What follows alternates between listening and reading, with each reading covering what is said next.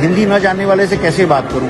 तो ये हमने एक भाषिणी ऐप बनाया है जिसमें स्पीच टू स्पीच ट्रांसलेशन होता है, स्पीच टू टेक्स्ट होता है। तो मैं हिंदी में बोलूंगा और सामने वाला बंदा तमिल में सुनेगा, वो तमिल में बोलेगा, मैं हिंदी में सुनूंगा। और इसी तरह 2200 लैंग्वेज में ये पॉसिबल हो गया है। 2200 भाषाओं में ये बनाया गया है, ट्रांसलेशन हो सकता है और हमको बस बोलना है और इमीडिएट ट्रांसलेट हो जाता है। और साथ में G20 के लिए हमने G20 की भाषाओं को भी इंटीग्रेट कर लिया है, जैसे इंडोनेशियन है, जापानीज है, स्पेनिश, फ्रेंच, रशियन। तो बहुत सारे डेलीगेट्स आज आए जिन्होंने इसको एक्सपीरियंस किया कि हमारे पत्रकार हिंदी में बात कर रहे थे, वो जापानी में बात कर रहे थे और आपस में संवाद हो रहा था। इसके अलावा जो एक जुगलबंदी ऐप बनाया गया, इसमें देखिए वो रशियन में उसने सवाल पूछा वॉइस पे और G20 के बारे में उसको रशियन में जवाब मिल गया।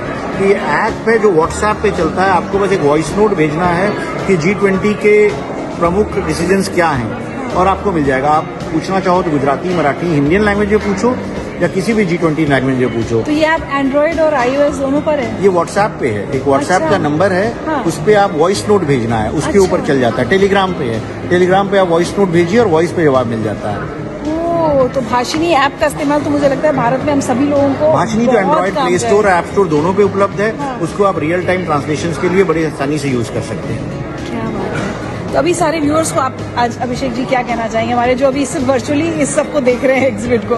मैं बस यही कहना चाहूंगा कि जो G20 का थीम है, one worth, one family, one future, और अगर हमको पूरे दुनिया को जोड़ना है तो डिजिटल टेक्नोलॉजीज इसमें एक अहम रोल प्ले करेंगी टू यूनाइट द वर्ल्ड। और जैसे हम कहते हैं ग्लोबल विलेज, तो अगर हमको वन अर्थ, वन फैमिली और वन फ्यूचर को चरितार्थ करना है तो digital transformation projects will play a big role in helping to achieve this. और इसमें बहुत इंपॉर्टेंट बात है कि भारत इसमें बहुत एक लीडर वाला रोल फॉलो कर रहा है, न कि फॉलोअर वाला। नहीं, इसमें इनफैक्ट सारे दुनिया के दोस्त जानते हैं कि हमारे यहाँ जैसे फॉर एग्जांपल कोविड का वैक्सीनेशन हुआ तो डिजिटल हुआ पूरा, सारे लोगों को सर्टिफिकेट्स मिल गए। और अगर हम नहीं करते तो 100 करोड़ के देश में लोगों को याद दिलाना कि कौन सा वैक्सीन लिया था, कोविशील्ड लिया था, कोवैक्सीन लिया था, अगला डोज 28 दिन के बाद लेना है कि 84 दिन के बाद लेना है, लोग भूल जाते।